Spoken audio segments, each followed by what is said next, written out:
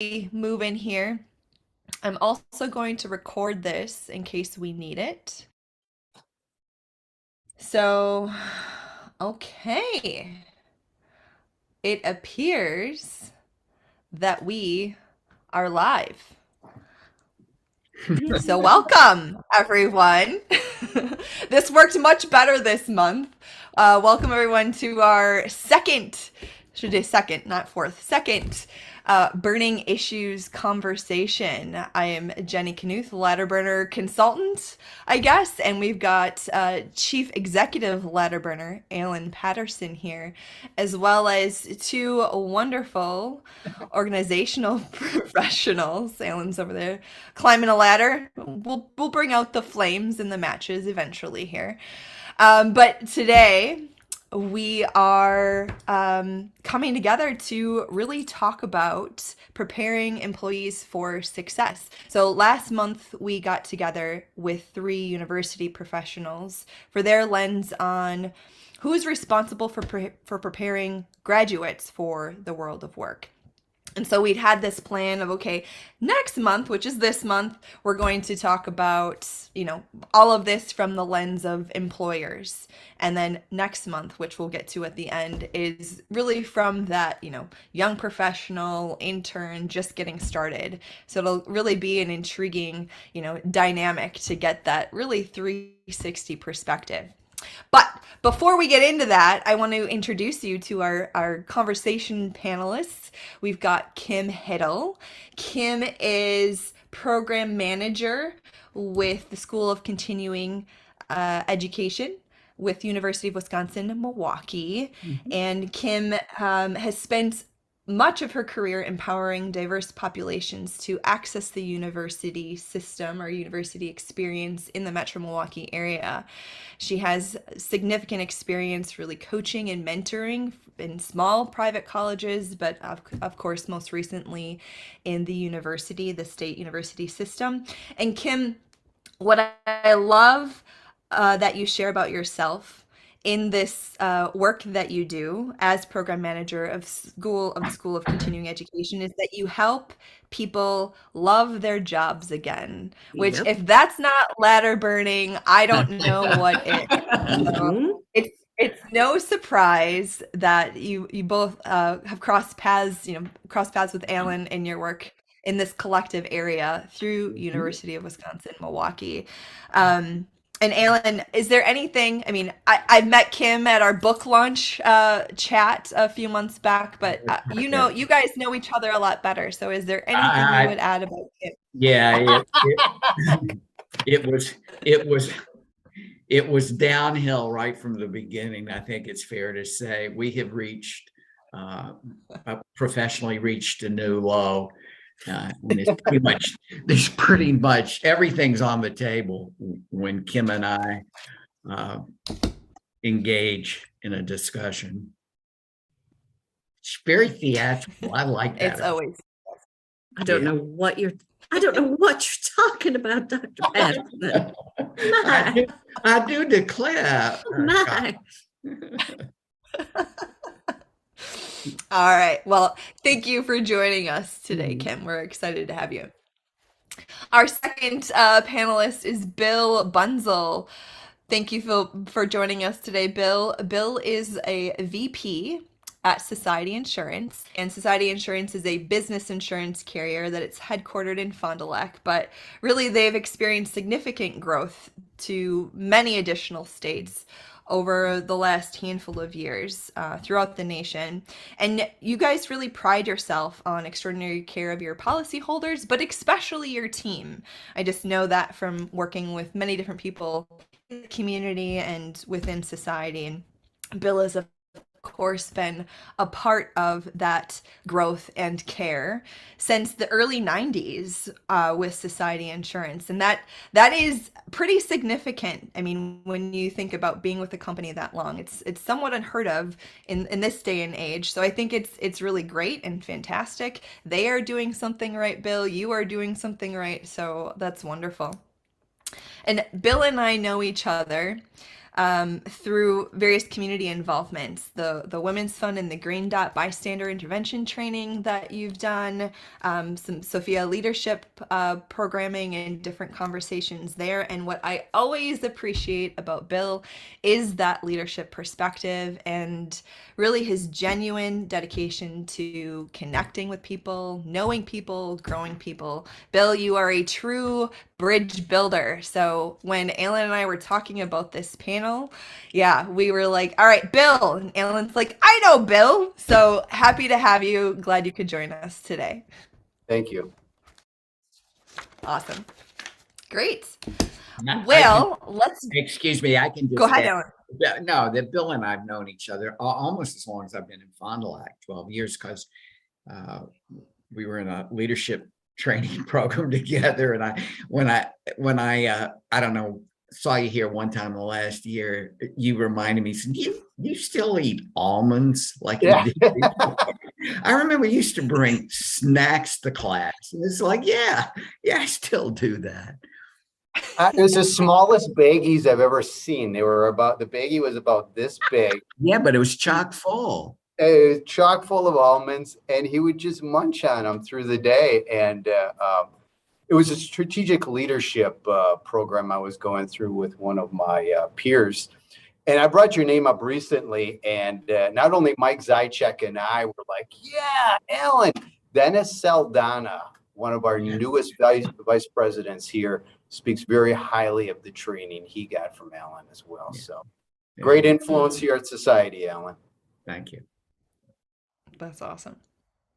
All right. Well, let's jump into the topic at hand about employee success, essentially, but from your employer organizational standpoint. So there has been plenty of conversation, I'm sure, especially between Alan and I and all this ladder burning talk, but I'm sure within workplaces really across the country, truly, but especially do another little, book walk along here. And Alan's latest book, Burn Ladders, Build Bridges, Pursuing Work with Meaning and Purpose, really around the ongoing war for talent and how organizations are really spending millions of dollars and millions of hours and lots of stress and perhaps sleepless nights trying to figure out how to engage employees, how to get them to join the team, and how to get them to stay. And really, what we want to talk about today is this working? Are they staying? Are they engaging? But most importantly, what does it really mean to set employees up for success in the workplace? And so let's kick it off with the first question and see where we go. It'll be fun. So what are some of the top skills, if you want to name the top 3, whatever feels good to you, that's expected of employees within your organization? Or, Kim, again, from your perspective, whether it be within the UW system or with the individuals you're working with within the Milwaukee metro area? Sure. So there's the content area. So whether it's a professor or it's somebody who's in academic staff, there's the literal content. So you need to know your biology if you're a biology professor, or the theory behind learning and developmental education if you're going to be in charge of a learning center. There's the literal, you need to know your stuff. There's the content area. But then equally important, and this is immediately where we're going to get into what I hate the term soft skills, but it's soft skills, is really good communication.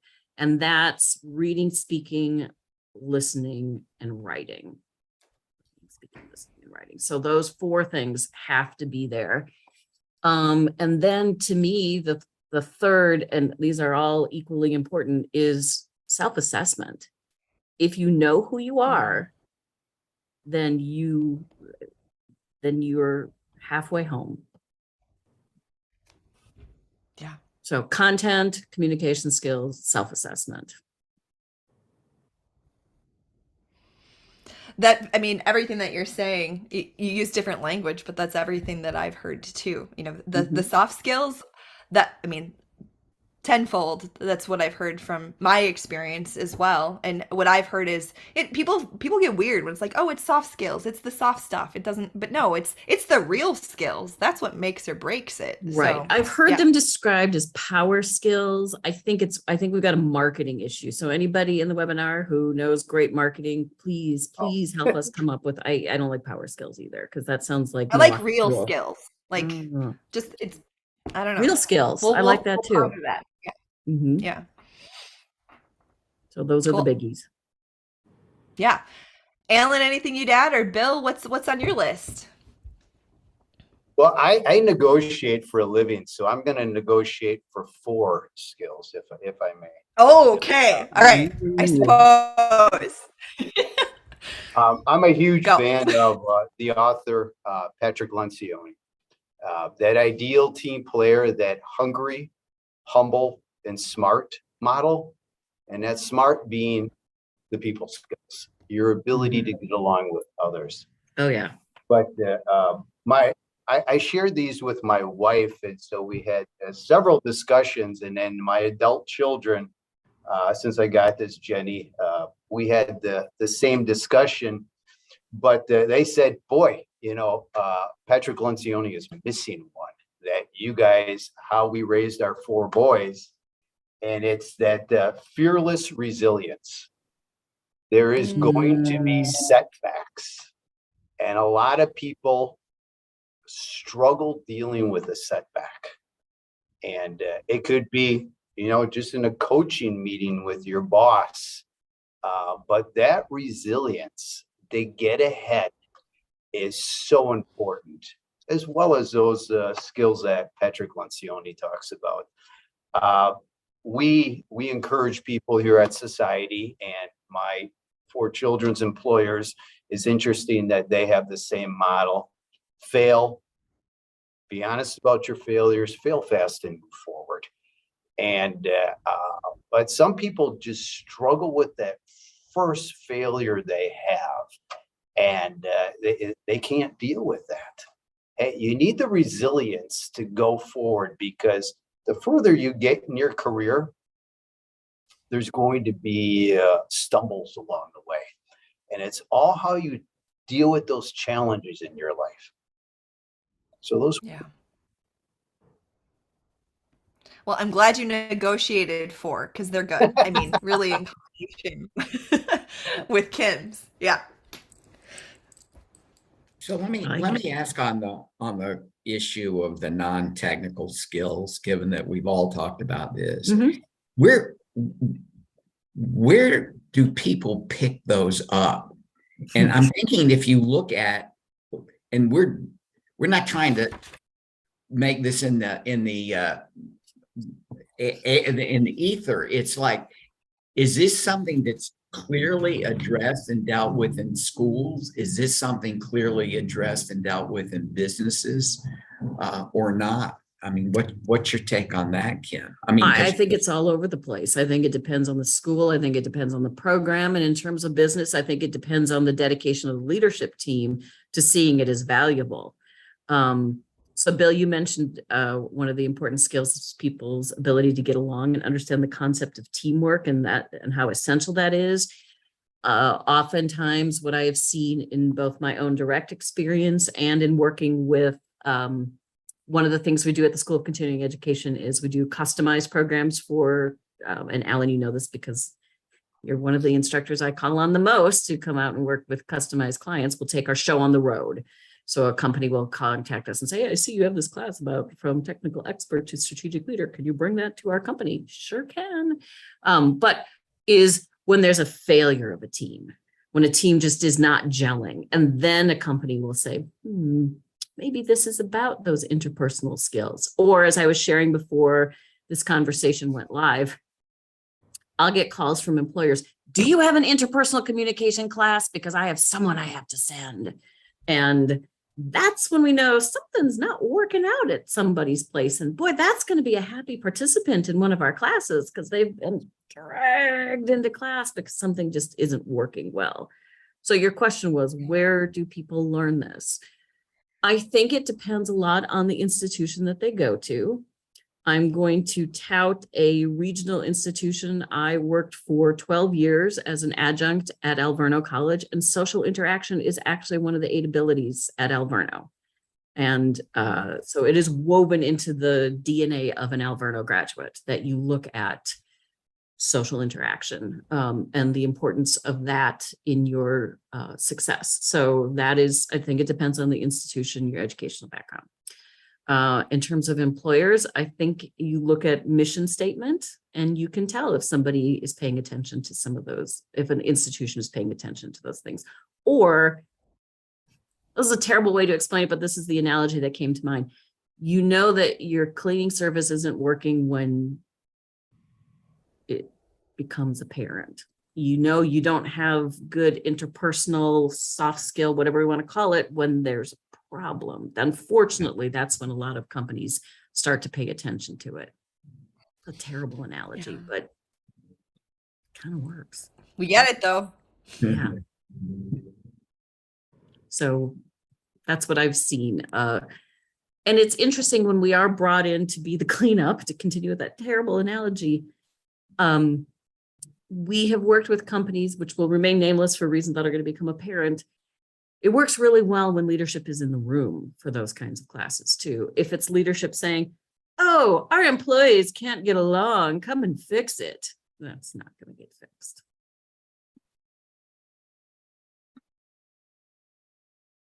So where is this picked up in school?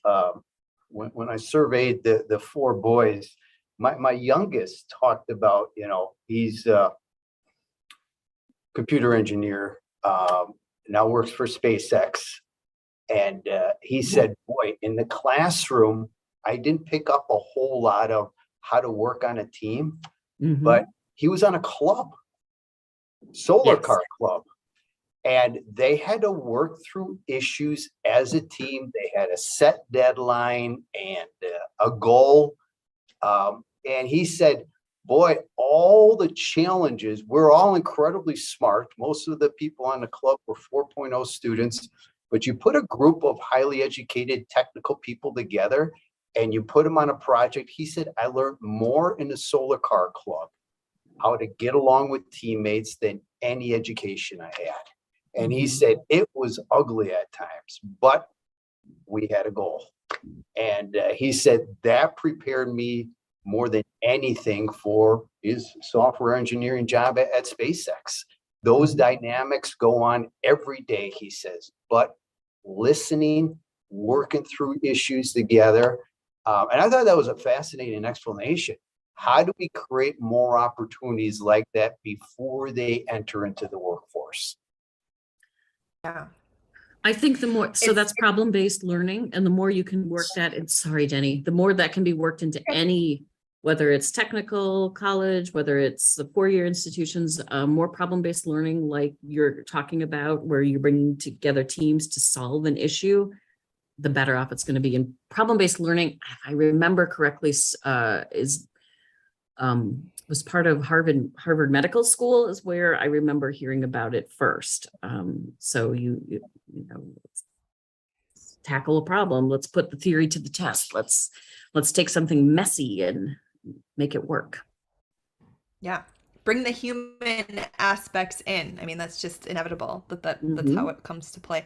What I was gonna just add is I really love that example, Bill, because I mean, for me, my college days were 20 years ago, but I remember the encouragement of doing those clubs. It was more of a, it looks good on your resume, like to be involved in that way. And it's like, I never really thought about it from the perspective of like, of really diving in, experiencing that problem-based learning, really putting those real skills into play, testing them out, finessing them. But that's so true. So I think positioning it, yes, sure, it looks good on your resume, but whatever, like what's most important is gaining those skills in the first place. And he said when he interviewed, that was the most focus, was your club experience. What did you learn? And he said, and he had job offers from Douglas Aerospace, Tesla, and SpaceX. And he said, it wasn't about the classes I took. It was all about, okay, tell us where you worked on a team project.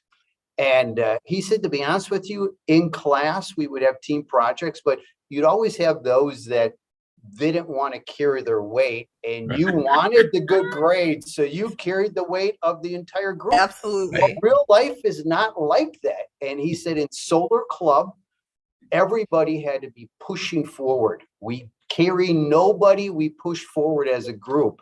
And so the interview questions were very much about how did you operate as a team, and give us an example of where you were put in a team setting. And Solar Car was all about it.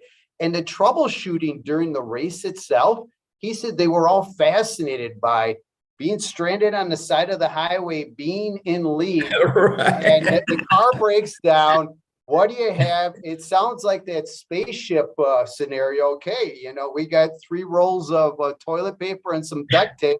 How do we bring the rocket in? And problem solving and nobody panicking and working as a team was key. Yeah. Love it. I would add that you got to, so if we were going to negotiate 5 and 6, I would say problem solving and critical thinking. Because there's no way we all know this, that the knowledge base doubles every year, every 2 years right now. So to be able to problem solve and think critically. But how does that happen? And I'm not trying to be completely rhetorical. No, I'm you're not. in that class, I'm in that class. I'm in your class. Yes, you are. And it's, how does that, what do you talk about, or how do you do that? And I'm thinking both for both of you, both from an educational point of view, and I would call it education inside of business, because, and from the business view, how do you make that a thing? Because that's what employers, if you look at and believe, and I do Gallup stuff, it's the employers say, yeah, we want critical thinkers. And I'm going, what does that mean? And what does that look like? So from an academic, or let me say from a school perspective, how do you make a thing out of that? And in your son's case, Bill, you're saying, well, obviously it didn't happen in the classroom. No. The Solar Club was its own thing. That's what it was made of. So I can jump in and answer that. I used to teach a critical thinking class back in the day at Mount Mary University. And what's interesting is the students who were placed into that are the students who were conditionally admitted to the university. So their test scores, their placement, et cetera, said, we'll let you in, but we're taking a chance on you. We're not quite there. So we're gonna put you in this class. So kind of once again, I'm like, ooh, everybody's gonna love being in this class. Yeah. But so your question is, what do you do with that? Well, you actually teach it. So, and the heart of good critical thinking is, I'm going to go back to self-assessment. People need to know where their strengths and their areas for development are. But at the heart of what was, Bill, I would guess what was happening with your son in that club is people had a sense of what they were good at, and there was a culture created where you could take risk. Yep. So in teaching that class where Mount Mary, for those of you joining us who may not know this, Mount Mary is a women's college. So these were women who were told, we'll let you in, but you need to take this class. And I was okay with that because I am a developmental educator at heart. I want to see everybody succeed who has a dream to get a 4-year, 2-year, whatever kind of education. So I would begin with, you have a voice, it's unique. Let's find it. Let's use it. Let's build it. And then I never watered down the curriculum. We were reading philosophy. We were reading from the New York Times, whatever seemed, and these were students who were told, you might be college material, you might not. Let's see if you can pass this class. I don't care. You're in. Let's do it. Let's build your critical thinking skills. Let's look at this particular issue in 13 different ways. And I'm not saying this to pat myself on the back. Every student who took critical reading and thinking said, everybody at this school needs to take this class. So it's building your sense of self-efficacy, self-worth, and then finding out, I'm going to go back to what are your strengths and how can you utilize those in problem solving. And then they'll thank you for reminding me about problem-based learning because we use problem-based learning in that class. And part of that is tapping into what do you know, what do you want to know, and what have you learned from this situation? So there are actually ways in academia to teach critical thinking. Now, what does it mean in practice? That's a whole other issue. Is there a way to, as you're selecting employees, to find out these critical thinking skills? I ask about teams they've been involved in, sporting teams. And I love the stories, not so much about, we were down by 2 and I put the team on my back and I carried us to victory. It's, okay, those moments in time where you gather and you say, okay, how do we as a team achieve what we want to? And I once had an employee say, well, I felt the best thing for the team when we huddled together was pull myself out of the game and put somebody in with a skill set that was better suited for that situation. And we talked through why, and we fell short of our goal, but we were much better positioned. That's the type of team player I am looking for. Yes. And then also, what team situations were you in where, the team dynamics didn't gel enough, and what did you learn from that?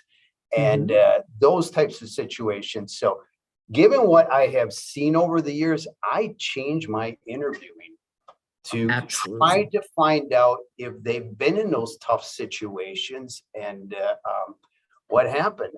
I go back to, I was coaching high school soccer, and I had a captain that was very soft-spoken and this and that, and he rarely spoke at halftime, but there was a couple moments where he stepped up and said, hey, this is what we need to do as a team. And he was very brief about it. And at the end of the year banquet, I talked about him. I said, that is the skill that'll take Eric very, very far in life. He doesn't look at himself. He looks at what do we need, and can you gather the team to go in the right direction together and achieve your goals? And that is what you are looking, because there's going to be all kinds of problems you face. How do you deal with that? The resilience and the ability to pull your team together and move you forward. That's my 2 cents on it. Oh, that's great. Love it.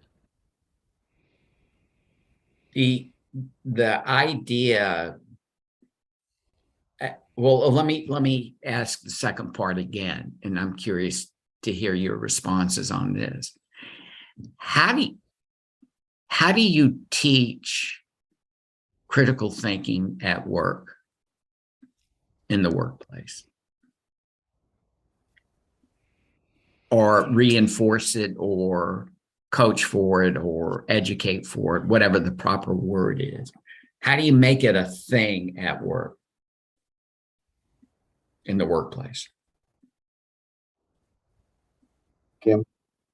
Yep, I'm gonna go. I could see your face like, Yes, I know. I'm so easy. I'm deadpan. going to have Kim answer it. Yeah, go ahead, Kim, please. Sorry.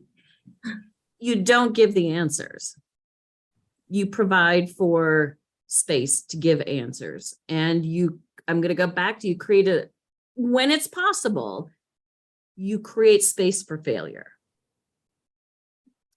Which doesn't sound very motivating, but it is.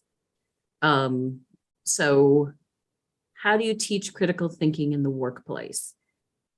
You also, can I give an example? No. Okay, I'm going to give an example. Yes. So at one Trouble, point in knock my- it off. At one point in my career, I was in charge of the group of amazing men and women who processed undergraduate applications at UW Milwaukee. And that was 25,000 applications a year. And it shouldn't shock anybody who would actually think about what this would be like, that the lion's share of those applications came in 1 month. And guess what? We would get behind when they would all, when we get 18,000 applications in a month. And so, and my staff was union represented. So there were limitations in terms of limitations and challenges, opportunities with that. And so rather than pretending like I had all of the ideas, and also in an effort to get buy-in prior to the fall rush, when the application would open on September 15th, and then we'd get inundated, in the August all-team meeting, I said, this is what's going to happen.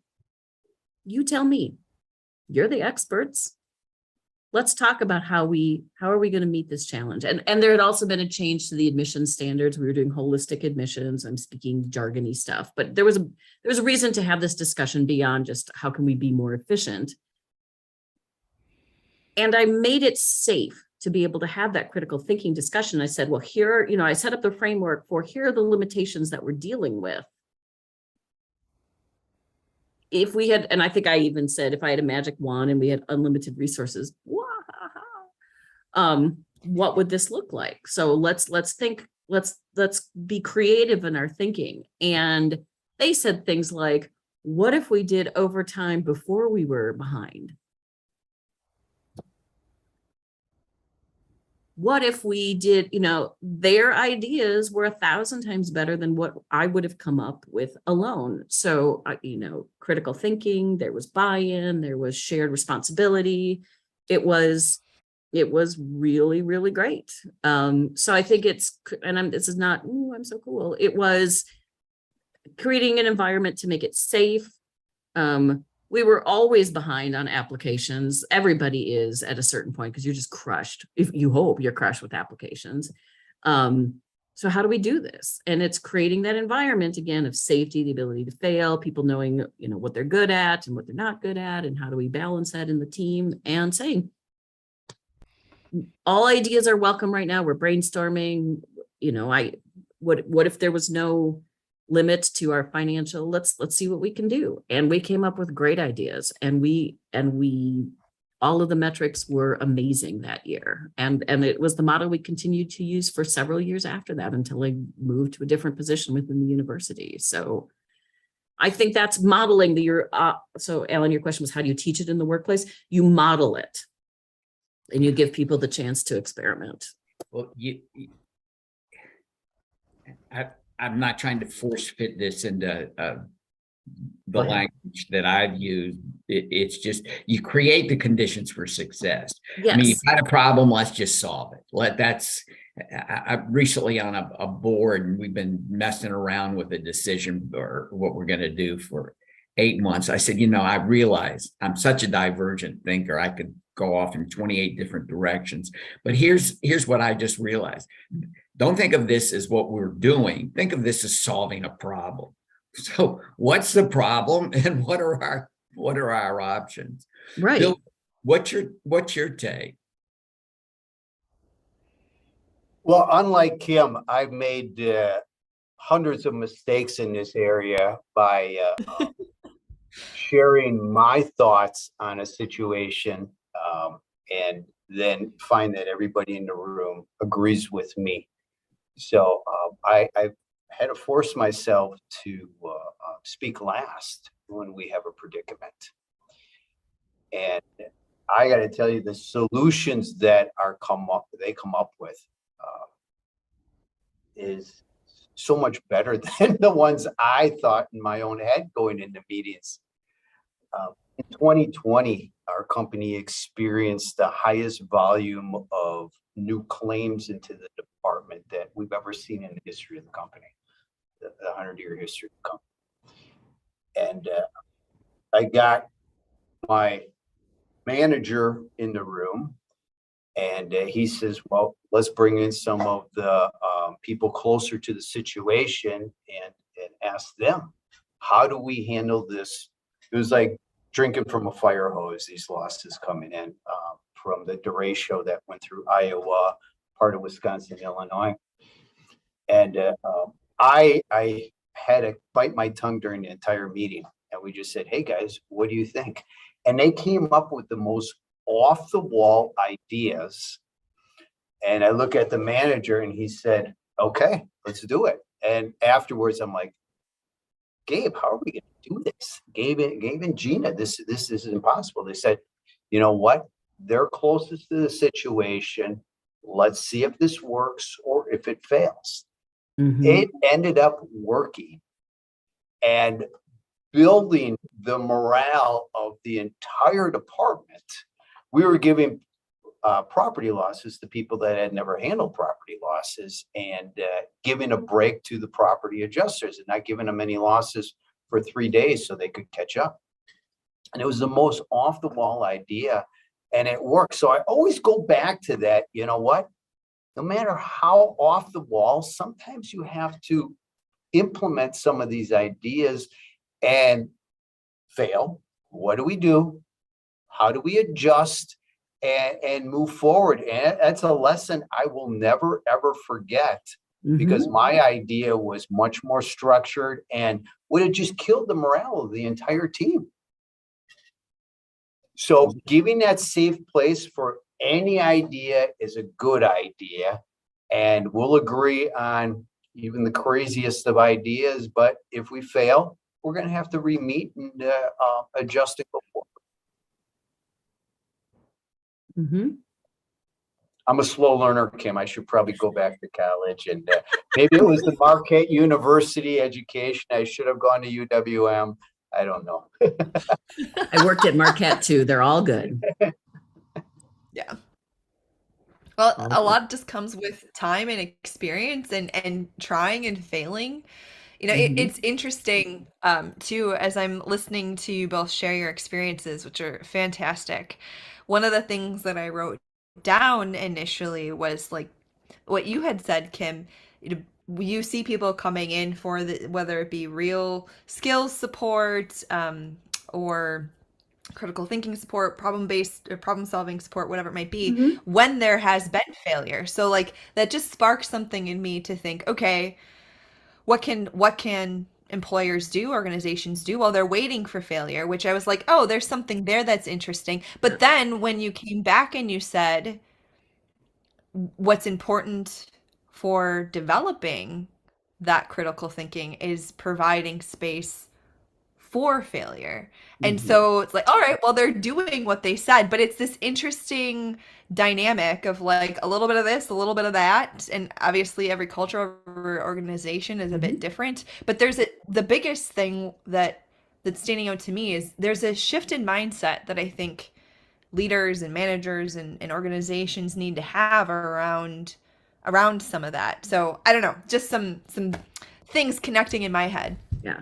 To me, what we see in the research all over the place is that, and we know that we're not done with the Great Resignation. That is not ending. So I said that I help people love their jobs again. I also help employers keep their employees. So invest in your employees, help them go. I would love it if they all came to the School of Continuing Education, not going to lie, but find out where they need more, where they need to build their skill sets, where they are interested in growing and developing. One of the questions you sent before this panel was, what do you consider employee success? Yeah. When I was in a more of a supervisory role, I considered it employee success if my employees moved on to better jobs. I do. There are some jobs where it's great if you, and again, I work for the state, so there's all the legends about, you're going to stay there forever and the golden handcuffs, which I would not call golden, but to me, it was, I'm a successful employer, again, because I'm a developmental educator, if somebody just continues to grow and grow and grow. So you all, any employers on the call, the more you invest in those employees and help them to build their skill sets, the more they know that you are invested in them and will want to stick around and or bring others into your organization. So to me, that's a really key piece that I see these days. What was your question, Jenny?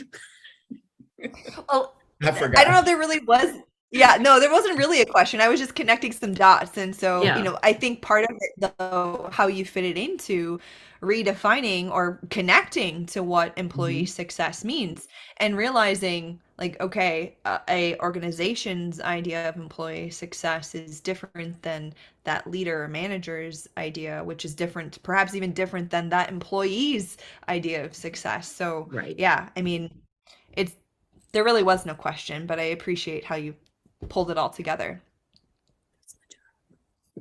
Yeah. What I Fantastic. think is really fun to see too are the light bulb moments that I get to see on an almost daily basis, where someone will go, "Oh, this is why I'm really good at my job and why I love it," or this is why I really am not good at my job and I really need to be doing something different, or I need to learn more in this area. And so I'm sorry to keep beating this dead horse, but the self-assessment skills have to be there to be, that's to me, that still remains. And maybe that's because I cut my teeth at Alverno as an educator, but if you begin there, who am I? Am I in this space? There was a fabulous speaker that we were looking at for the Women Leaders Conference named Carolyn Wamba, and she defined success as you can be who you are, where you are. Yes. That is so deep. You can be That who you are, where you are. So whether that's in your personal life, in your professional life, and I think that to me, that was really a profound statement. And that's when I say that I help people to love their jobs again, I help them to, I think that's a better way. I can't steal her phrase, but I want people to be able to be who they are, where they are. Yeah. Kim, can I ask you a question on that? Yeah. So this whole self-assessment, Mhm. I think that there's a lot of people that really struggle with that. Mhm. And one of my best bosses over the years told me, he said, I can tell you where I think your shortcomings are, but if you look in the mirror and you're completely honest with yourself, you can do a much better job of that than I can. Yeah.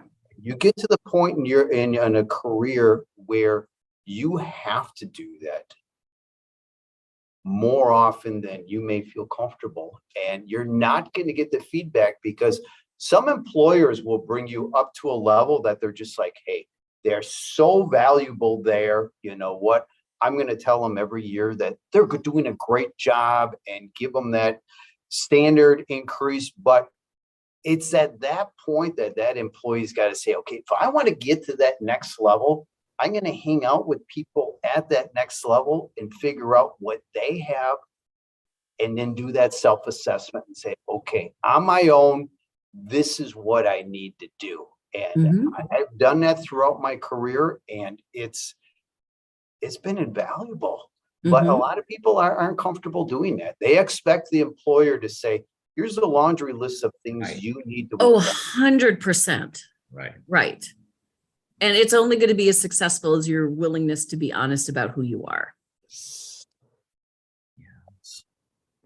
Yeah, no, I couldn't agree more. That's the key. So Bill, are there any particular instruments that you use to do that self-assessment, like an MBTI or a strengths finder, or was it just kind of kicking back and looking at, I want to be where that person is? What are they doing that I'm not? What kind of? 360 feedbacks. I've been through 4 of them in my 30 years here. Mhm. And they're tough to read when you get them. Yeah. And but your customers are your employees and your Mhm. peers. So you have to read that and look for those patterns, and be honest with yourself. Okay, this is what I need to do. But again, spending time and asking for a mentor at that next level, or maybe even 2 levels up, if you can get that opportunity, and watch them then when they are in meetings and stuff like that. What do they do that makes them so effective? Right. For me, a lot of it was that being brave to speak in the moment.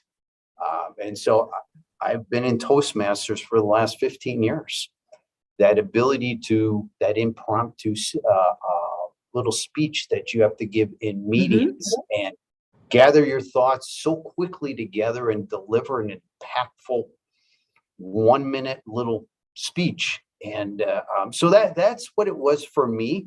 Others, it's the ability to get along with others. And one of the most invaluable things that I did was after a 360 feedback, when I got feedback that I was intense at times in meetings. And I'm like, oh my gosh, people actually, and I shared that with my kids and they all laughed like, really, somebody would think you're intense or intimidated? But I went through Dale Carnegie training and I went through it twice. That's great. In my career.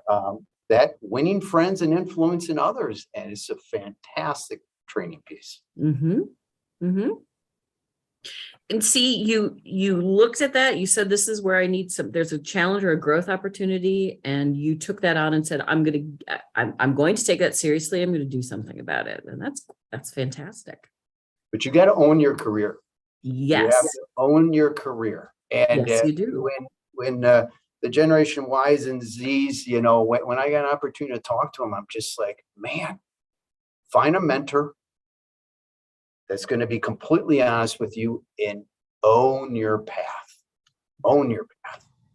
Yeah. And that's one of the examples Alan talks about in, do you want to hold up your book now, Alan? Is that what you're reaching for? I got to get this book. I don't have the book. Oh, there we go. That's the journal. That's okay. That's where it started. Don't get the book. I'm going to get your book. I think I'm on my third copy. But I do think that in their defense, so I'm going to speak. Oh my God, children, if you're on the call, I appreciate you being here. I did send them the link. For that, so my kids are in their 20s, so they're in that generation of which you speak.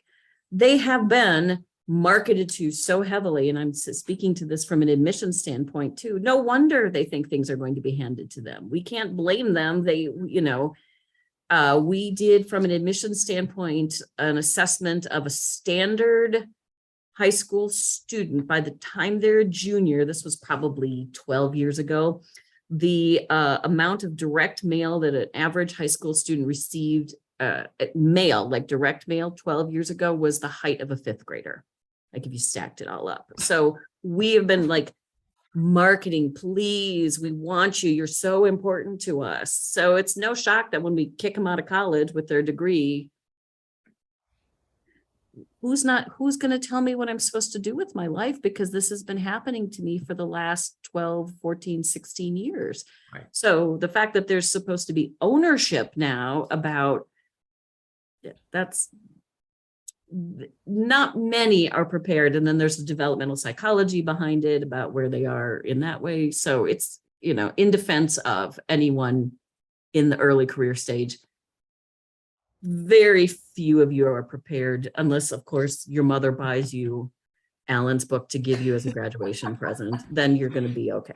But we just don't. We don't tell you you're in charge. Go on. And in charge doesn't mean I'm going to graduate and I expect to be a vice president within 6 months. Please. I'm expecting that's how it's supposed to be. I always said, give me that's the person I want to coach. I want that person that says, well, Bill, how do I get to do your job? It's like, you want to know how to get to do my job? Okay, drop and give me 50, and then we'll take it. You really want to know how to get there? What's so impressive to me, and just it seems like common sense, but something happens inside of organizations where things get wonky. Because to me, and trying to translate this in the way I've been thinking about this is not the what, it's the how. So you give me a solar project, it's like you can't go through all the permutations and possibilities of what are going to go right and what are going to go wrong. It's like, I don't know, it sounds like curling to me. I can see them just working their way down this path to make sure this thing works. Yeah, exactly. It's like, oh no, you know, use your left hand, not your, it is so much, can you create the environment? And that's where I think on a slightly different topic, that companies that think by throwing more money and more benefits at people are going to get talent and get them to stay. I don't buy that. I think once you get Bill Bunzel as a boss, and Kim as a boss, and somebody to be invested in you, then that's it. That's it. That's as good as it gets as you move forward in your career, and then you become that person to somebody else.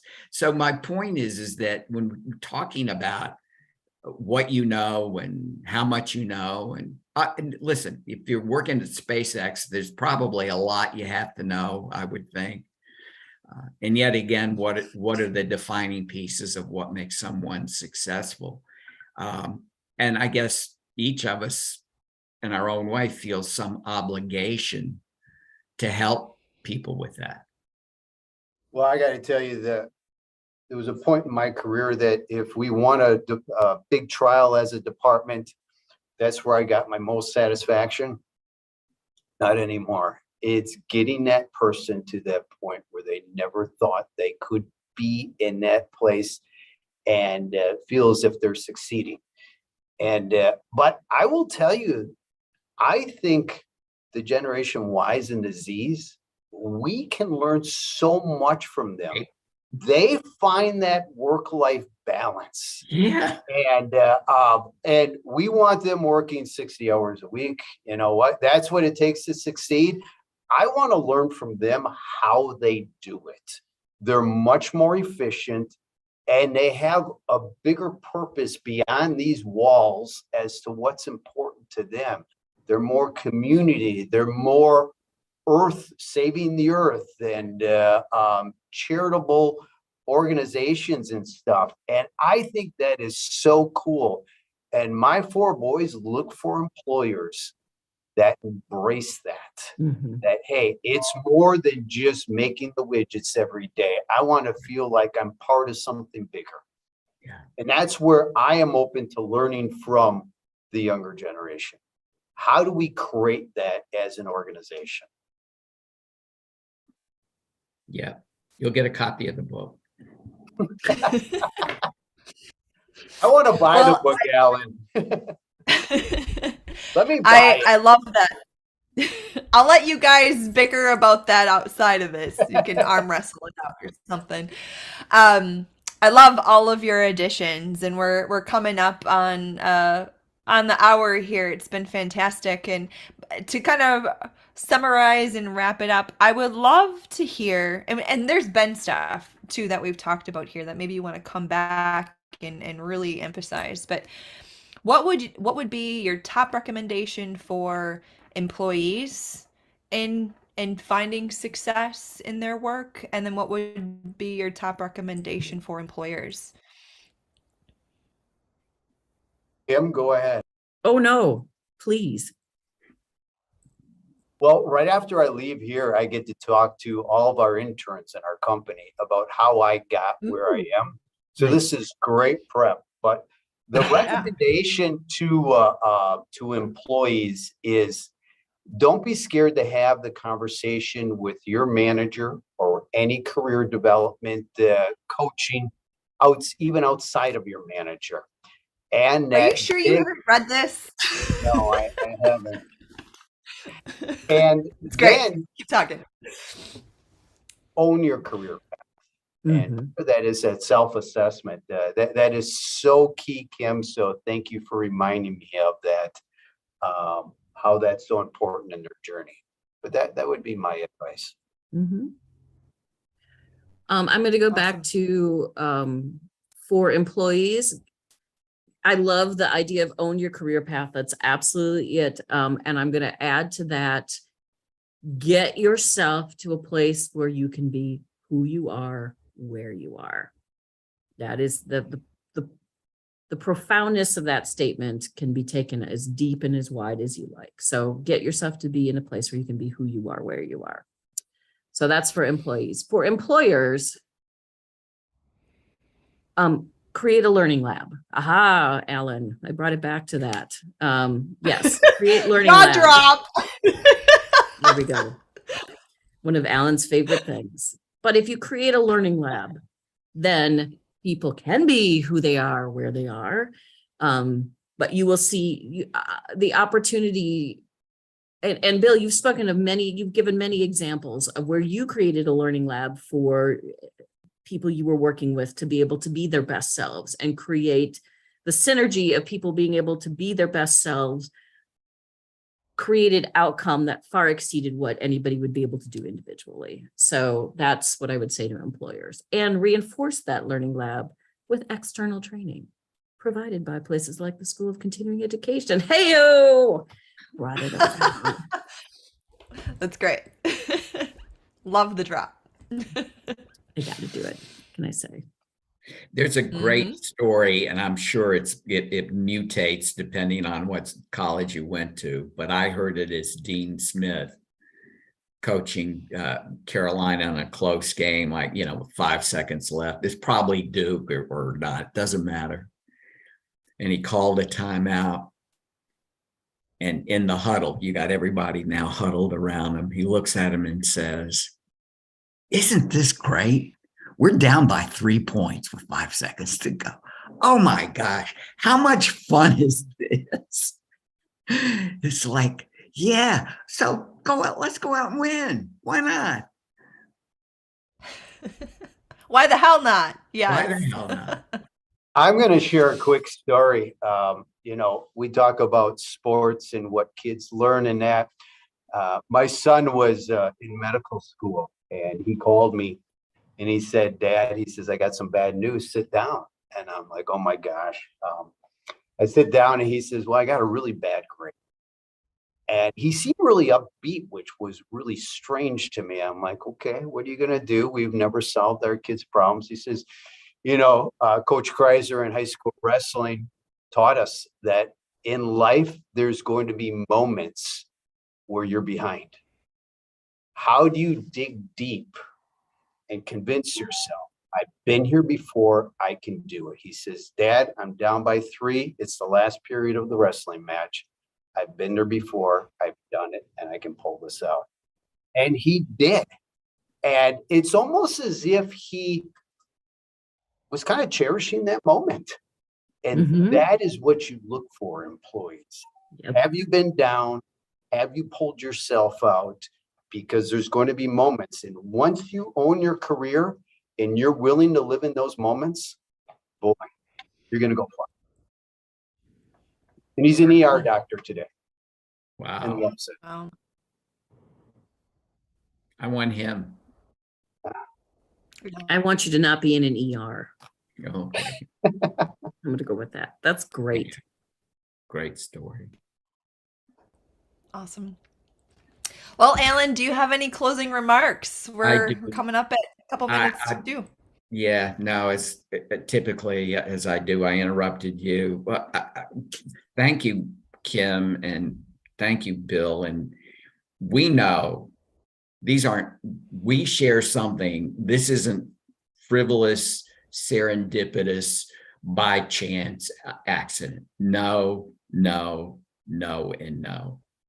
And I think it's more than a gift. I think it's seeking each other out, I think, is the key. And I don't think there's any accident about it. I keep running into Bill Bunzel. I mean, come on. Is that a good day or a bad day, Alan? Well, it's both. Then he said to me, Bill Bunzel. And it's like, okay, there's a pitch for, of course. How could I not? And Kim, thank goodness you are where you are. Thank you both. This has been really, really cool. Really good. Really good. Yeah. You have the last word, Awesome. Jackie. Okay. Well, as Alan said, this has been so enjoyable, so much great insight and wisdom and recommendations. So really appreciate both of your time, Mhm. your sharing. Just wonderful to be with you in this way. I'm a huge believer, and Alan as well. It's why we're doing this, that there's some magic that happens in this conversation, and the more we can talk about this stuff that you don't often, get down in, we're calling them burning issues because it is important, like we said, the millions of hours, millions of dollars being spent. This is important stuff to talk about. And that change in mindset and redefinition of success is so important to the future of work. I mean, that's what we want to get to here. Where we're at now, like Bill said, working, to the bone, there's so much burnout and stress. It's not working. So what is the future of work? And that's what we've just talked about. Everything that we've talked about. So it's been fantastic. We'll obviously be following up with more about the Learning Lab. You can head on over to the website. There's blog posts about it, social posts about it. We'll be doing more about that. We do have upcoming burning issues monthly that we're planning and plotting out. Next month, which Alan, I don't know if you heard this, but I heard this. I feel like we might have some candidates for the panelists here. We really want to talk to those individuals that are just starting out in their careers. The 20-somethings, the young professionals, the interns, I've got some people where I'm like, I know somebody would be perfect for this. He's interning, still in college, a year to go, but just getting that perspective, again, that 360 is so important. So stay tuned for that coming up in August. And all right, yeah, did you see that, Alan? I We gotta missed call Kim. Oh, call. Yeah. Yeah. Let Yeah. me just say one thing on the Learning Lab. I think we've got something there. So if you have suggestions or ideas, let us know. We'll just, editorially, we'll feature your idea. I think the approach is one that has to be taken. I think we can neutralize. I mean, you talk about safe space. I think there's a real opportunity to say, here we are, 3 points down. Your son, here I am, 3 points down, 1 minute. Cool, bring it on. Let's try it. So please let us know if that's there. Thank you again. Thank you so much. Yes. Thank you Thanks so for the much, Bill, opportunity. Kim. Thank you, Thank guys. you, everyone. Thank you. Bye. Bye-bye. Ladder birders, unite. Good We'll catch you night. later. Bye.